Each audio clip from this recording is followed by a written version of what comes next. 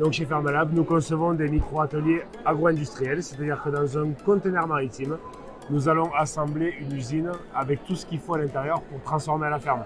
L'idée, c'est d'amener en fait à un producteur une usine complète, assemblée et prête à fonctionner sur l'exploitation pour transformer tout type de produits. Par exemple, produire du yaourt à la ferme, faire un petit abattoir de poulet, produire une fromagerie, une huilerie, tout ce que l'on peut transformer à la ferme.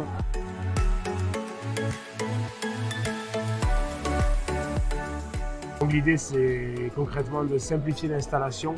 En clair, tout ce qui est démarche de recherche, en amont, sourcing fournisseur, recherche, tout ce qui est réglementation également, le respect de la réglementation. Donc tout ce travail en amont, nous le faisons.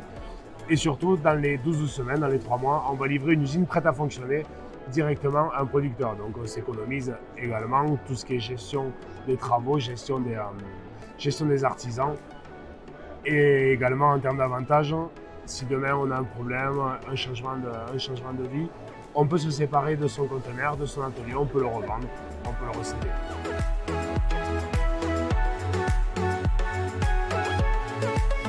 Fermalab a été créé en 2020, début 2020, donc l'année 2020 a été un petit peu compliqué, mais réellement voilà, nous avons aujourd'hui une trentaine d'ateliers qui sont installés, principalement avec un partenaire qui s'appelle Gîtes Fermier. Nous avons installé pas mal de yaourteries, mais nous avons pas mal de sas sanitaires, huileries, abattoirs à volailles également qui ont été installés sur tout le territoire français, avec pas mal d'ambitions également à l'export, principalement sur l'Afrique. Aujourd'hui, on a pas mal de projets en cours de développement.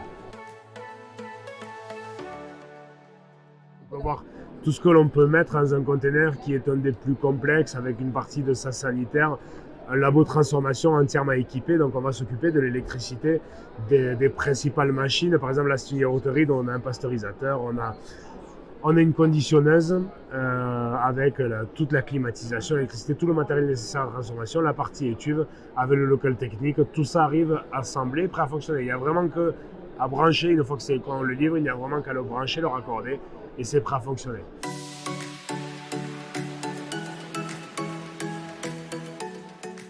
C'est très vaste, ça va de 10 000 à 150 000 euros, voilà, on peut dire comme ça pour faire une fourchette un peu large.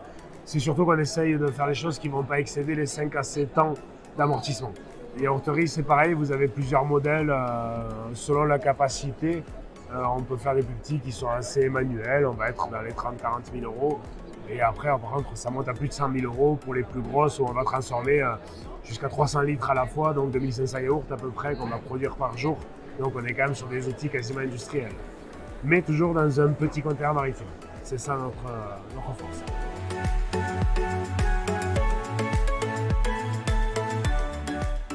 L'idée, c'était de simplifier la démarche d'installation. C'est vraiment de simplifier le travail pour l'agriculteur souvent qui souhaite se diversifier, prendre de la valeur ajoutée sur l'exploitation et donc aider cette démarche-là qui est souvent complexe, qui peut prendre plusieurs années dans pas mal de cas.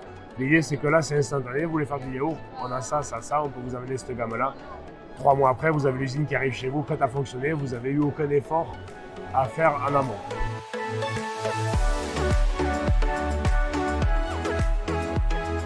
On a pas mal d'outils qui ont été livrés avec des retours très positifs. Il peut arriver que sur un premier atelier, il y ait toujours des améliorations. On est toujours ouvert après à améliorer, à développer de nouveaux produits également. La gamme est très très vaste. On a aujourd'hui une dizaine d'ateliers différents qui sont développés, que ce soit côté animal, côté végétal, voilà, on touche à pas mal de choses. Mais on est toujours ouvert après à continuer à développer la gamme.